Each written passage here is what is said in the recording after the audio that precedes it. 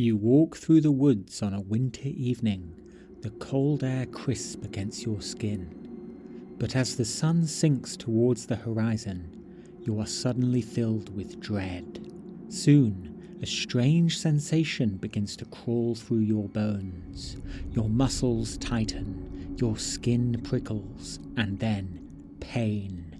Searing, blinding pain. You fall to your knees, watching as your nails split apart into claws, your limbs contorting to impossible angles.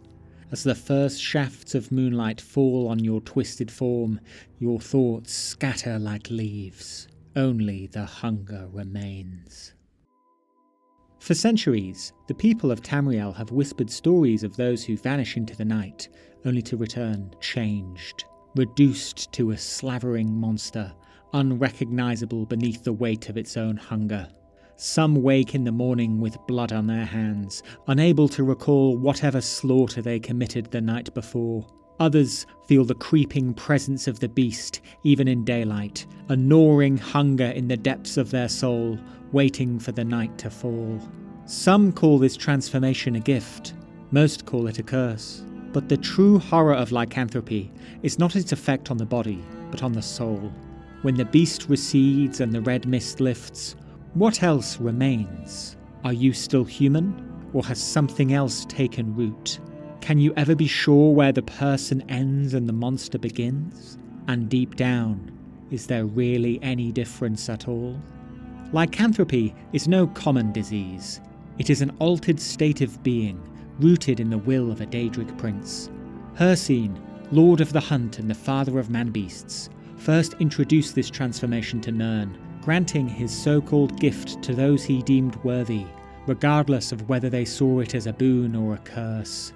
Hircine is said to have bestowed his blessing upon the first hunters who worshipped him, infusing their blood with the power of beasts. These chosen few, known as the First Turned, became the original lycanthropes, much how LeMay Baal and the Daughters of Coldharbour serve as the progenitors of vampirism. Through the First Turned, lycanthropy spread across Tamriel like a plague, transferred through bites from the infected or deliberate rituals performed by Hircine's followers. Though some warriors and hunters willingly embrace the transformation, there is no denying its horror. Lycanthropy warps both body and mind, turning the afflicted into something neither wholly man nor beast. What's more, the souls of lycanthropes are claimed by Hircine in death, bound for eternity in his realm of the hunting grounds. To some, this is a paradise, a place where the strong thrive and survival of the fittest is the only law. To others, it is little more than a prison, the final proof that once you take Hircine's gift, you are in his thrall forever. But unlike Daedric princes such as Molag Bal, who often abandon or torment their creations, Hircine is deeply involved in the fate of his children. He takes great pride in them and actively rewards his most devoted followers, bestowing upon them powerful artifacts such as the Ring of Hircine, which gives werewolves greater control over their transformations. However, such kindness should not be mistaken for weakness, for he also punishes those who reject his gift. Those who try to forsake him will soon find themselves as the quarry in his latest hunt. You run through fields of tall grass, faster than you've ever moved before. The moon hangs overhead, bright and full, guiding you like an unseen hand. A scent drifts towards you, rich, metallic, intoxicating. Prey. Following its scent on the wind, your body moves before you can think, your mind overwhelmed by its baser instincts.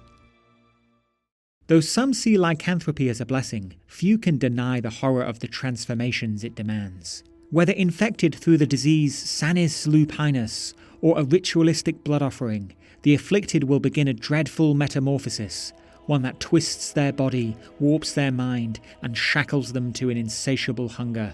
The transformation is not merely physical, it is an all-consuming corruption of one's very essence. The earliest symptoms are often subtle, creeping in like a fever.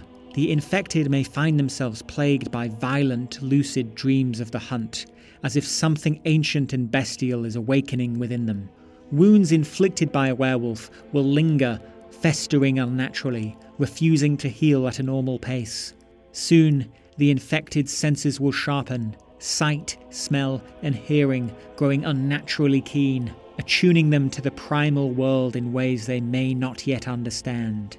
Yet these newfound abilities will come at a heavy cost. Strange wounds appear on the body as though something inside is struggling to break free. Hair grows thick in unnatural places. Nails blacken and lengthen into cruel points. Some report an eerie sensation of their bones aching when the moon rises, a prelude to the agony that is yet to come. They become restless, prone to fits of rage or unnatural drowsiness as their humanity fights a losing battle against the monster within. Then, the true horror begins. When the transformation takes hold, it is no simple change. It's an excruciating baptism of pain. Bones snap and stretch, muscles convulse, the skin splits apart. Those who have witnessed the change speak of the unbearable screams that precede it, shrieks of agony turning into guttural, bestial roars. The afflicted feel their humanity slip away, overtaken by an overwhelming primal hunger. One scholar, Remen Krex, carried out a morbid anatomical study of live werewolves. In one vivisection, he became the first to document a werewolf transformation ply its effects on the internal workings of a creature.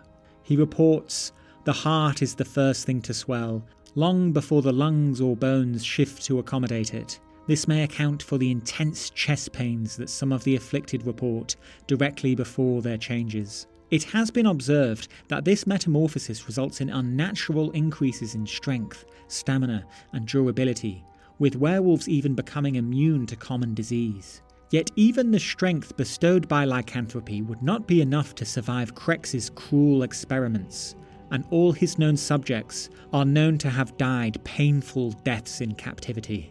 Yet the agony does not end when the transformation is complete. Even in beast form, the lycanthrope is a creature of raw suffering and violent impulses. Some find themselves lost in an insatiable bloodlust, unable to even recall their actions after reverting to their original form. Others may retain fragments of their consciousness through sheer force of will, but even they must resist the ever-present temptation to hunt, to feed, to kill. The urge to feed is overwhelming, and it is not just the hunger for flesh, but for the act of killing itself. It is an all-consuming drive that, if resisted for too long, can push the werewolf into madness. Starvation does not weaken a werewolf in the way it may a mortal. Instead, it can turn them even more feral, transforming them into mindless beasts with no memory of their former selves. Even in their human form, many of the afflicted struggle with violent urges, fighting an internal battle between their human and bestial nature. The frequency of transformation seems to vary wildly between different strains. Some change every night with the setting of the sun, while others only transform with the rising of a full moon. Some werewolves, particularly those who have embraced their condition, claim to retain complete control over their transformations. Others struggle to resist the urge to change at all. Near the end of his life, Todlak, the harbinger of the companions, fought against the call of the beast blood, refusing to take his bestial form. Yet even the most disciplined can crack beneath the pressure, and the inner beast is always lingering, just beneath the surface. Even death does not free the afflicted from their torment. Most werewolves, whether they accept their fate or not, will find themselves in the hunting grounds after death, bound forever to Hircine's eternal chase. Throughout history, only a handful have managed to escape this fate, and for those who still live, there are few means of escape.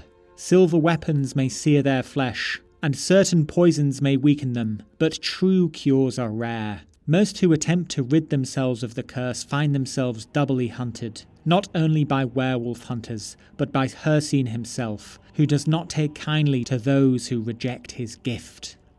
Across Tamriel, the mere mention of werewolves is enough to stir fear in the heart of even the bravest warrior. The common folk see them as monsters, unnatural abominations that must be purged with fire and silver.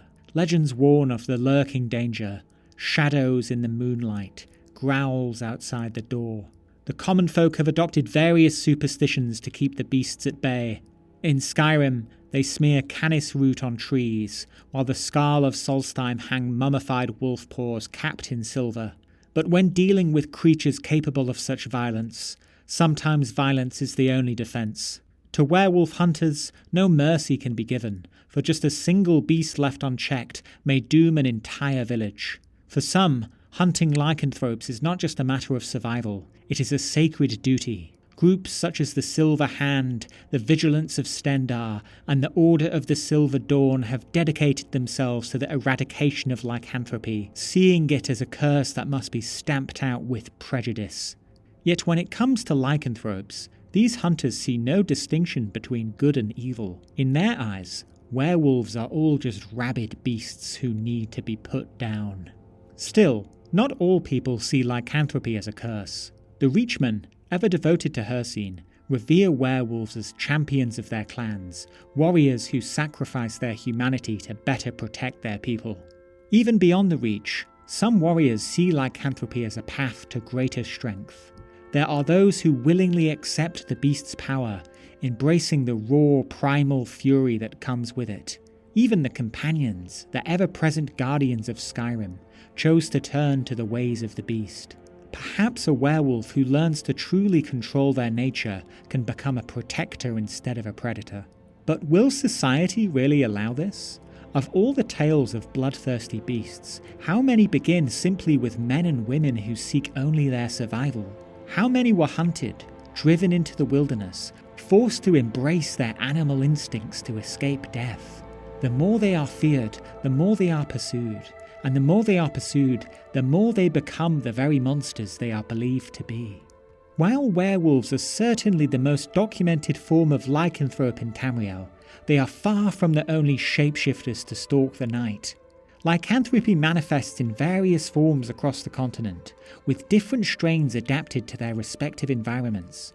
These creatures, though similar in their affliction, often display distinct behaviours, abilities, and cultural associations.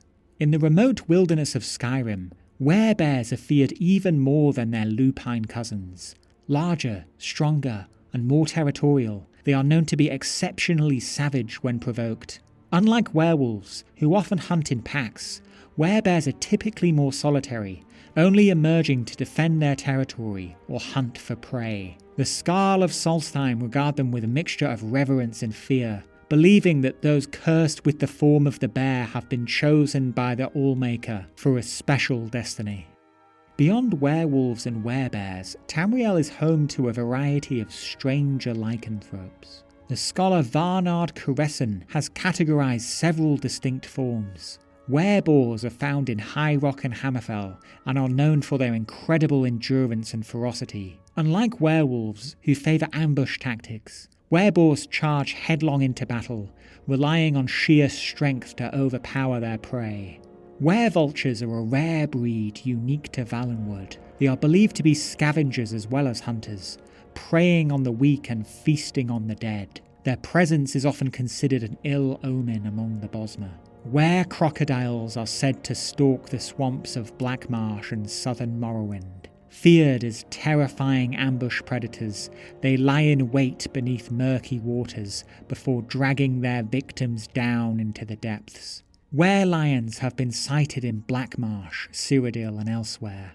Aside from their leonine appearance, their existence remains shrouded in mystery, and little is known of them beyond mere speculation. Perhaps the most elusive of all lycanthropes are the were-sharks, rumoured to prowl the oceans surrounding Tamriel. Though little evidence exists to confirm their existence, sailors whisper dark stories of monstrous beasts lurking in the deeps. Despite their differences, all lycanthropes share a few characteristics. They're all driven by an insatiable hunger and aggression, often attacking even when they do not need to feed. As Varnard Kuresson states in On Lycanthropy, I have removed the contents of a werewolf's stomach and found more remnants of roots and berries than animal flesh. My conclusion is that they do not need to attack and devour humans to survive. Yet, for some reason, they do. This raises dark questions about the nature of the affliction, whether lycanthropes are driven by hunger alone, or a darker urge which compels them to spread their curse. In the struggle to survive in a hostile world, werewolves frequently form packs, bound together by their shared curse and the call of the hunt. This pack structure reflects both their primal nature and their devotion to Hircine. These groups establish territories, engage in fierce rivalries, and maintain strict hierarchies, typically led by a pack leader or den mother. In some cases, these packs live in relative peace with their surroundings, though others embrace their bestial nature to the fullest, preying upon the weak and challenging the hunters who dare to oppose them. A werewolf pack is built on a savage hierarchy. The leader holds absolute authority, commanding both respect and fear. This leadership is far from symbolic. It is earned through strength, cunning, and the shedding of blood. Defiance against the leader is rare, but can occur if a challenger believes they are strong enough to challenge for control. In such cases, dominance is established through combat, with the victor assuming leadership. Throughout history, various werewolf packs have left their mark on Tamriel. Some have made a name as fearsome marauders. Led by the infamous Magnar Child Eater, the Magnar pack in Hrothgar gained notoriety for its gruesome hunting practices, targeting the vulnerable and particularly favouring children as prey. In the Second Era, their reign of terror brought them into conflict with the Silver Dawn, a dedicated werewolf hunting order. The pack nearly eradicated the order before they were finally wiped out by another group of hunters. Still, others have chosen a more peaceful path. By the Fourth Era, werewolves had become rare on Solstheim, but the Frostmoon pack endured. Based near Frostmoon Crag, they followed a more traditional way, embracing Hircine's teachings without resorting to indiscriminate slaughter. Magni, their leader, claimed they were the last true pack in Tamriel who adhered to the old ways of the hunt. However, their existence would constantly be threatened by both hunters and werebears, leading to fierce territorial conflicts. Whether savage predators or honourable hunters, werewolf packs embody the unrelenting law of the wild. Though some may seek solitude, all werewolves instinctively understand the dangers of the wilds are more difficult to endure alone. A flickering light glows in the distance, warm and inviting. A campfire. Around it, figures huddle, their voices soft with laughter. Something inside you tightens, a terrible hunger, an aching in your bones.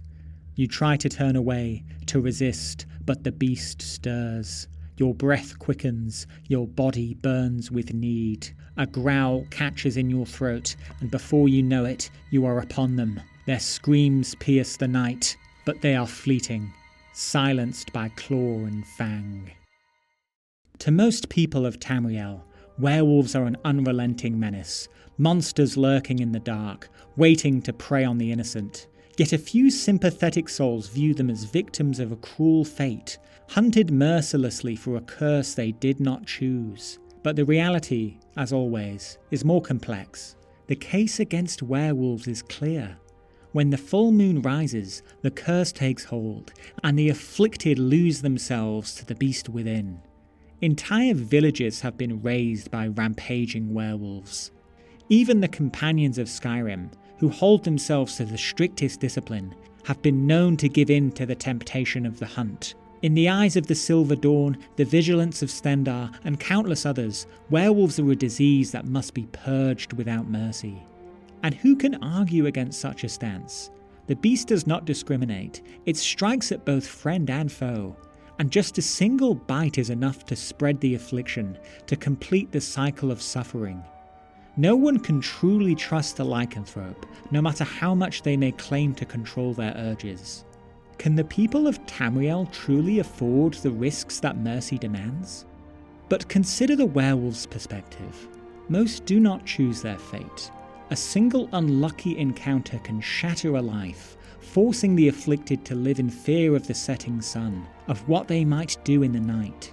Persecution is relentless. Hunters do not differentiate between rampaging beasts and werewolves who choose a more peaceful path.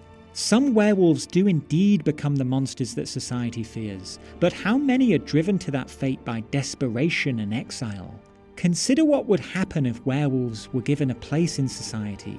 The companions thrived for generations while keeping their secret, using their power to protect rather than destroy. Even the most brutal werewolf packs usually follow a code of some sort. Undoubtedly, lycanthropes are dangerous. Their hunger is undeniable. Yet the persecution of werewolves creates a vicious cycle, a self-fulfilling prophecy where the hunted have no chance but to become hunters themselves. The true horror may not be the curse itself, but the way we treat those who bear it. This tragic cycle is exemplified in the text A Werewolf's Confession, when Captain Philmont of the Aldgate Lancers records the words of a regretful lycanthrope. With youth comes recklessness, and I was not good at disguising what I was. Eventually, they discovered my true nature, and I was driven from the village. My pack leader failed me. He did not protect me. I was alone. Everywhere I went, I heard the shouts of crowds, saw the bright torches of the angry mob. I never lingered long in one place before my secret was discovered. I came to hate them, the superstitious villagers. I came to resent what I couldn't have. I blamed them for my own recklessness. I was afraid to hunt, so I was always hungry, and the hunger turned me feral. It was in this state that I came across them, a family of innocent farmers, just like the innocent farmers that had hounded me from village after village. My vision turned red, and I flew into a fury. At last, my hunger was satisfied. But when the rage subsided and I looked on what I'd done, my stomach turned. This was what all those villagers were afraid of when they tormented me with their torches and sickles. This account encapsulates the tragic reality of lycanthropy. Cast out and driven to desperation, the werewolf succumbed to his base instincts, fulfilling the very fears that had led to his exile. His story is far from unique. Countless others, shunned and hunted, have been forced into a life of violence. If they had been given empathy instead of fear, could they have resisted the beast within? It is a question that few are willing to ask.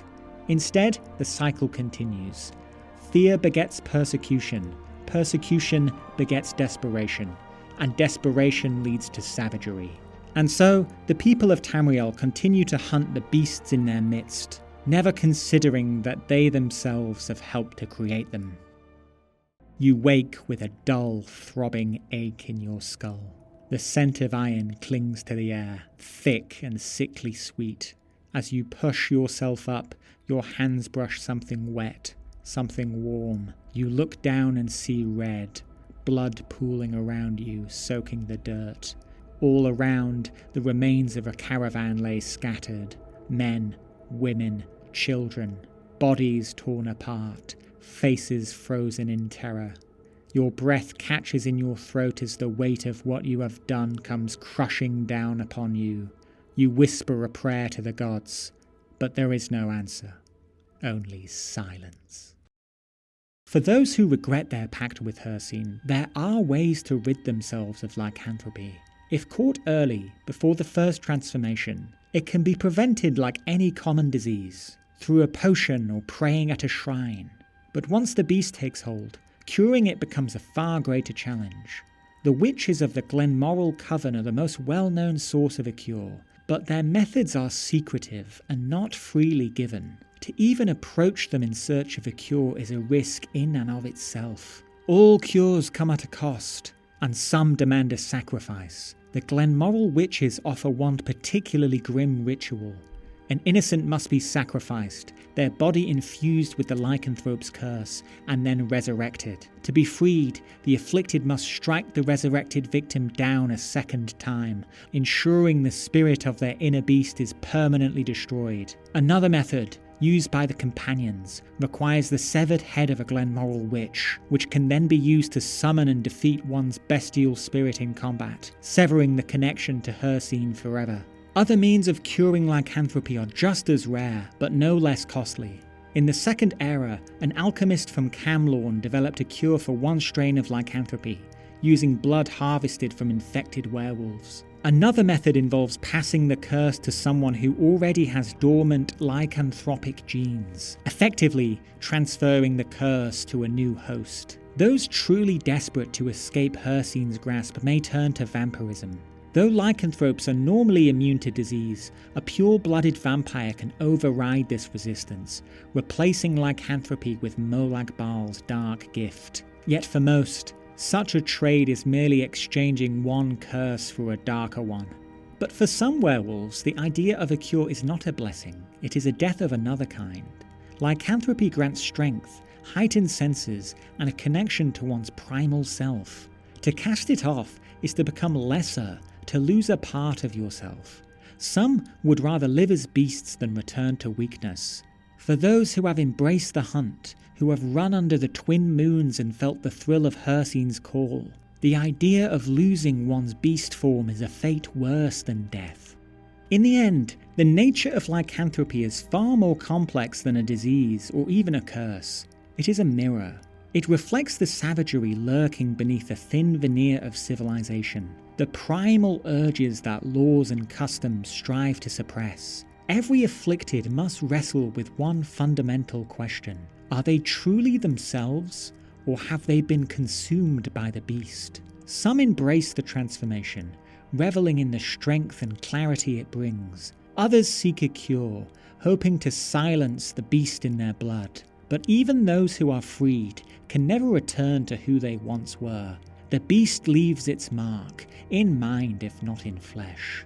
Perhaps that is why lycanthropy remains such a terrifying idea. Not because it's so different, but because it's so familiar. It's a hunger that lies inside all of us, waiting for the right moment to break free.